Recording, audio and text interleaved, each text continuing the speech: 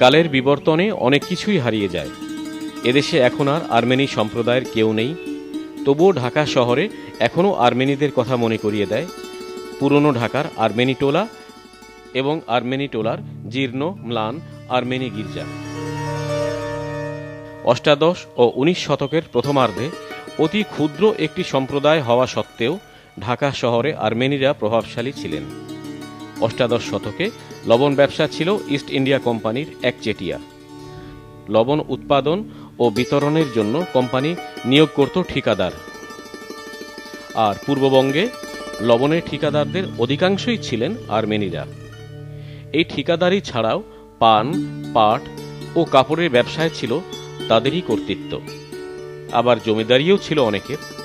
আর্মেনিরা ঢাকায় এসেছিলেন কবে তা সঠিক জানা যায়নি, তবে ধরে নেওয়া যায় মুঘল আমলে ভাগ্য বদলাতে যখন অনেকেই এসেছিলেন ঢাকায়, আর্মেনিরাও এসেছিলেন তখনই।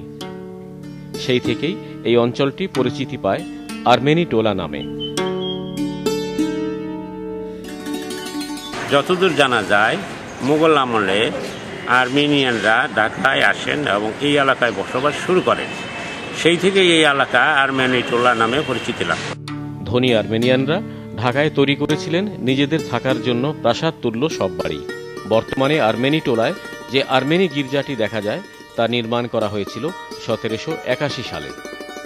এখন আর্মেনিরা না থাকলেও তাদের স্মৃতি বহন করে চলেছে পুরনো ঢাকার আর্মেনি টোলা আর জীর্ণ ম্লান আর্মেনি গির্জাটি।